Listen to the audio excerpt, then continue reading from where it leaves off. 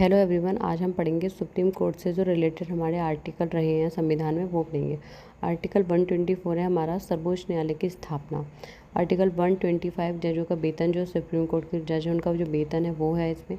Article 126 में हमारे कार्यवाहक जो मुख्य न्यायाधीश की नियुक्ति, ठीक है, जो उनकी नियुक्ति होती है। एंड आर्टिकल 127 में हमारे जो तदर्थ जो एडहॉक न्यायाधीश होते हैं उनकी जो नियुक्ति होती है वो इसमें है।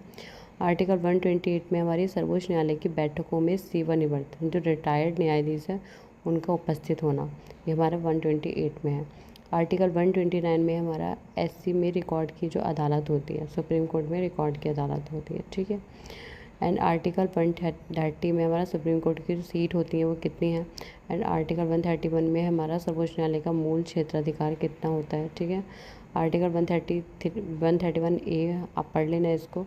केंद्रीय, ये ज़्यादा इंपॉर्टेंट नहीं है इसलिए मैं इसके बारे में नहीं बता रही हूँ, लेकिन फिर भी केंद्रीय कानूनों की संवैधानिक वैधता के रूप में सवालों के संबंध में होता है इसमें, ठीक है, कि तुम्हारे क्या अधिकार क्षेत्र हैं। एंड आगे बढ़ते हैं, इसमें 132 है हमारा। 132 ये आया भी था अभी पैट के एग्ज़ाम में।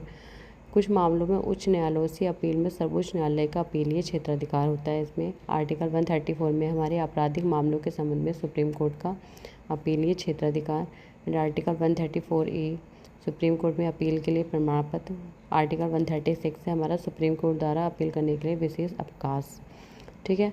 आर्टिकल 139A है हमारा, कुछ मामलों का जो ट्रांसफ़र कर देते हैं वो बात इसमें कही गई है।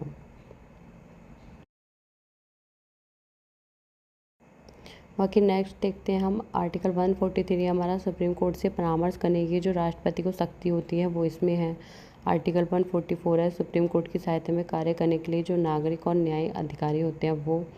एंड आर्टिकल 144A में कानून की संवैधानिक वैधता से संबंधित सवाल का निपटान। एंड आर्टिकल 145 में हमारे अदालत के नियम। एंड आर्टिकल 146 में अधिकारी और नौकर और सर्वोच्च न्यायालय का जो खर्चा होता है वो सब, ठीक है। तो आई थिंक आपको समझ में आया होगा।